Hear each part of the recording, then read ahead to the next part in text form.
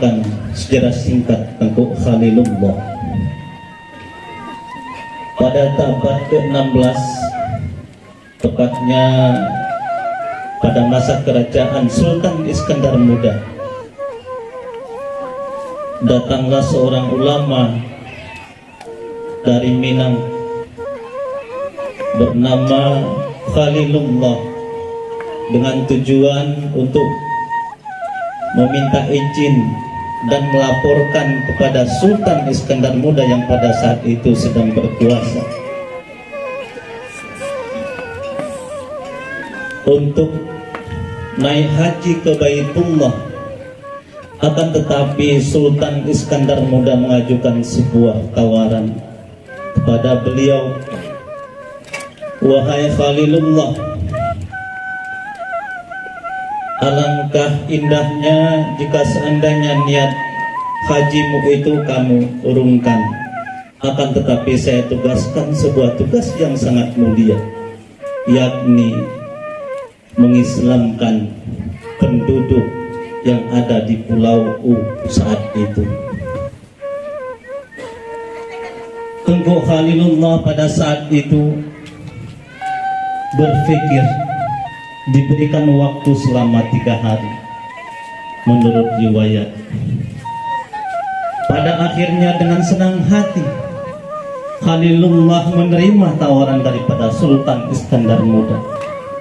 Akan tetapi menjadi tanya-tanya dalam perasaan dan dirinya Tengku Khalilullah, di mana pulau yang disebut oleh Sultan ini? Pada akhirnya salah satu putri, asli putri Simeluh, namanya Putri Meluh, asli desa dari Borengan dengan suku Lasali. Ternyata dia berada sebagai salah seorang juga putri yang ada di kerajaan Sultan Iskandar Muda pada saat itu. Pada akhirnya Sultan Iskandar Muda menikahkan Tengku Khalilullah ini dengan Putri Meluh. Selain nanti menjadi istrinya, akan menjadi penunjuk jalannya ke pulau kita yang kita cintai ini, yang pada zaman dahulu disebut dengan Pulau U. Setelah mereka menikah, bertugaslah Tengku Khalilullah dengan membawa namanya biluk, perahu. Kalau biluk itu dulu bahasa Padangnya, kalau kita hari ini adalah perahu. Dari Banda Aceh menuju ke Bubun ataupun ke Melabu, kemudian ke daerah Susuk, kemudian berlayar lagi sampai ke Labuan Haji. Bahkan ada satu riwayat mereka sampai ke Singkil. Di tengah-tengah perjalanan, pada saat mereka berlayar, berjumpa dengan salah seorang yang pernah mungkin kita dengar namanya, yaitu adalah Panglima Marhabib.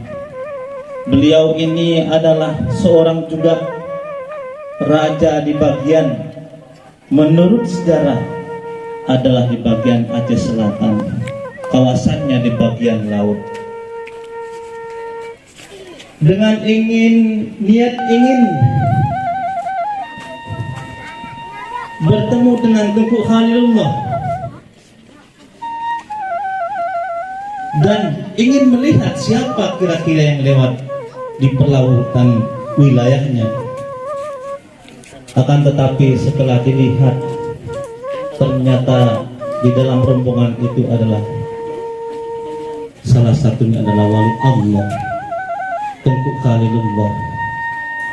Menurut juga sejarah, mereka juga uji coba, adu kemampuan. Namun dengan izin Allah, Tengku Khalilullah menang pada saat itu, sehingga Panglima Marhabib meminta pada Tengku Khalilullah untuk selalu ikut kemanapun dia pergi. Pada akhirnya Tengku Khalilullah mengizinkan untuk Panglima Marhabib ini, sehingga mereka berlayar ke Pulau Simelu. Niatnya adalah Pulau mereka bersama-sama dengan istrinya dan rombongan. Dijawab oleh istrinya, ini bukan daerah kampung halamanku, wahai suami. Kampung halamanku tandanya ada pulau satu. Kita temukan terlebih dahulu, kemudian kita lewat di samping pulau itu, masuk kita ke teluk, sedikit ada teluknya nanti, maka disitulah nanti kampung halamanku, wahai suami. Menurut riwayat 3 hari 3 malam mereka dilewat. Kemudian mereka melanjutkan perjalanan ke teluk Simelu yang ada di sebelah kiri kita ini. Setiba di sini, ternyata di sini ada yang berkuasa, yang namanya Datuk Mahudum Alam Sati Son Sang Bulu, dengan gelarnya Son Sang Bulu. Dia ini asli orang Lahapur, Kuta Padang, yang berkuasa pada saat itu, sehingga ia memerintahkan kepada pengawalnya, wahai pengawalku, cobalah lihat siapa gerangan yang datang dengan bawa biluk di teluk Simelu itu. Akhirnya dengan singkat ceritanya, begitu mereka menjumpai dan melaporkan kembali kepada Mahudum Alam Sati Son Sang Bulu, wahai Mahudum, wahai Son Sang Bulu, bahwasanya yang datang itu ada 2 perahu, mereka tidak mengenal dan mereka masih berlayar dan mereka belum menginjakkan kakinya di tanah kita Simelu ini. Kemudian dengan singkat ceritanya, Mahudum Alam Sati Son Sang Bulu mengatur siasat, yaitu dengan memberikan beberapa tawaran kepada Tengku Khalilullah. Sampaikanlah tawaran saya ini kepada Tengku Khalilullah. Yang pertama, ambillah guci ini, masukkanlah dia ke dalam guci ini, kemudian kita benamkan beliau ini nanti ke dalam guci ini, dan kita benamkan ke dalam sungai selama 7 hari 7 malam, menurut riwayat di sungai, dan menurut riwayat satu lagi adalah di laut. Kemudian tawaran yang kedua, bawalah periuk ini dan biar dibawa periuknya juga bersama dengan beras. Mari kita tawar dia untuk memasak nasi di dalam air laut. Tawaran yang ketiga, biarlah dia datang ke rumah saya ini pada malam yang tertentu, malam yang saya tentukan. Di tengah malam tidak boleh membawa apa-apa selain dirinya sendiri dan baju yang ada di badannya. Akhirnya pengawalnya tersebut menyampaikan pesan itu kepada rombongan Tengku Khalilullah. Mendengar tawaran itu, Tengku Khalilullah menjawab, insya Allah, dengan berlindung hasbunallah wa ni'mal wakil, hanya berlindung kepada Allah, semua tawarannya akan saya terima. Mendengar tawaran tersebut diterima oleh Tengku Khalilullah. Akhirnya mereka lakukan adu yang namanya dulu adalah adu kesaktian, adu ilmu dengan kuasa Allah. Dari ketiga tawaran tersebut dengan izin Allah, sehingga tetap dimenangkan oleh Walillah Tengku Khalilullah. Yang sangat mengherankan lagi, oleh Mahudum Alam Sati Sunsang Bulu ketika undangannya pada malam hari tengah malam. Gelap gulita bagaikan angin kencang yang tadi pagi gelap gulita pada malam hari. Ada petir, ada kilat, dan hujan yang deras. Sebagaimana tadi janjinya tidak boleh membawa apa-apa selain dari baju yang ada di badannya, dan tidak boleh membawa siapa-siapa selain dari dirinya. Semua itu dipatuhi, diikuti oleh Tengku Khalilullah.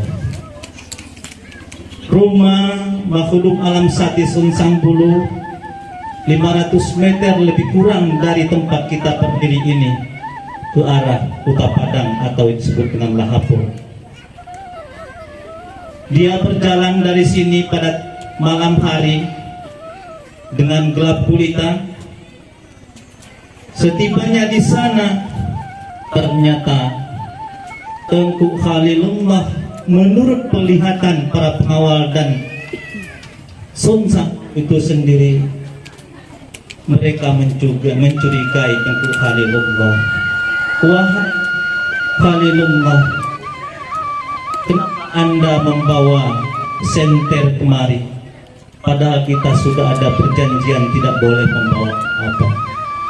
Ya, jawab, saya tidak membawa apa-apa selain dari ada yang ada pada tubuh saya ini. Dengan kuasa Allah, ternyata senter cahaya yang dilihat itu ternyata sorokannya Tengku Khalilullah menjadi penerangnya pada saat dia berjalan dari sini sampai ke rumahnya Mahudum Alam Sati Sunsang Bulu dengan izin Allah.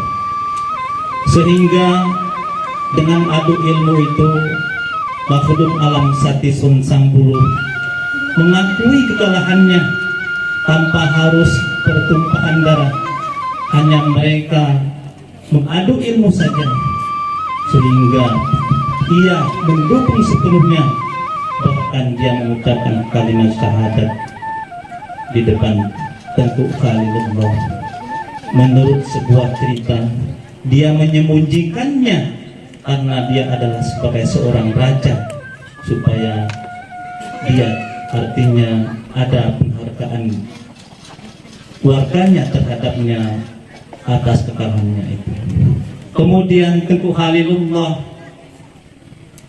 menyampaikan kepada Mahudum Alam Sati Sunsang Bulu, wahai Mahudum Alam Sati Sunsang Bulu, saya kemari bukan ingin merebut kekuasaanmu, tetapi saya hanya menjalankan amanat yang ditetapkan oleh Sultan Iskandar Muda, yakni mengislamkan penduduk yang ada di pulau ini. Mohon izin, mohon dukungan wahai Tengku Khalilullah. Mohon dukungan dan mohon izin wahai Mahudum Alam Sati Sunsang Bulu. Akhirnya Mahudum Alam Sati Sunsang Bulu memberikan dukungan sepenuhnya dan memberikan seluas-luasnya kepada Tengku Khalilullah untuk mengislamkan penduduk yang ada di wilayah ini. Menurut cerita, setelah sekitar ini diislamkan, kemudian dari cerita mereka yang sudah diislamkan, mereka saling bercerita dengan teman-teman mereka, dengan penduduk yang lainnya, bahwasanya ada disunat setelah nanti sebelum diucapkan kalimat syahadat. Mendengar sunat itu, banyak penduduk yang berlarian, banyak penduduk yang lari ke daerah Sipuluh, Doluh namanya dulu. Mereka berlari takut karena disunat. Mereka mengira disunat itu bahaya. Akan tetapi enggak, ketika didengar oleh Tengku Khalilullah, mereka berlari ke sana, sehingga beliau menyusul mereka ke hulu. tanpa sepengetahuan Tengku Khalilullah, ternyata dua orang putra kasih sayangnya ikut dari belakang. Dua orang putra ini yang ikut rombongannya menurut riwayat istrinya yang pertama dari Sumatera, dari Padang, yang bernama Bajo. Namun perjalanan itu tidak bersamaan dengan orang tuanya, yang pada akhirnya singkat ceritanya anaknya kedua putranya ini tidak bisa pulang dan tidak tahu lagi arah pulangnya. Menurut sebuah cerita, karena mereka tidak tahu pulang lagi ke tempat kita di sini ataupun di Lata Ayah, sehingga di tengah hutan, menurut cerita dua orang anak Tengku Khalilullah ini meninggal karena tidak sudah beberapa hari. Menurut satu cerita lagi adalah anak Tengku Khalilullah yang kedua ini adalah jatuh ke jurang ketika membantu tuanya untuk menangkap penduduk yang takut disunat tadi. Bapak Ibu perhadirin yang kami muliakan, selanjutnya berhasillah pengislaman seluruh penduduk Pulau Simelu ini. Akan tetapi ternyata setelah ia mengislamkan pulau ini, kemudian dia kembali ke Padang menjenguk keluarganya yang di sana. Kemudian ketika ia dikabarkan oleh istrinya bahwasanya, wahai suamiku Khalilullah, bahwasanya aku sedang mengandung, katanya. Tengku Khalilullah bersyukur kepada Allah, alhamdulillah, yang pada akhirnya singkat ceritanya lahirlah anak Tengku Khalilullah dengan dan bergembira, sehingga Tengku Khalilullah memberikan namanya Arsalan, Tengku Arsalan. Bapak Ibu yang kami muliakan, turunan Tengku Arsalan salah satunya adalah di samping kami ini yang menyampaikan tadi sambutan dari keluarganya. Bapak Ibu yang kami muliakan, Tengku Khalilullah ini dengan jasa-jasanya sehingga penduduk kita Pulau Simelu juga mengenal beliau, karena nama istrinya Meluh tersebut diabadikan menjadi nama pulau kita, dan namanya sendiri Tengku Khalilullah ini diabadikan oleh pemerintah kita menjadi Jalan Tengku di Ujung. Kemudian diabadikan oleh pemerintah kita lagi tahun, kalau saya tidak silap, tahun 2019 diabadikan satu lagi, Masjid Agung Tengku Khalilullah.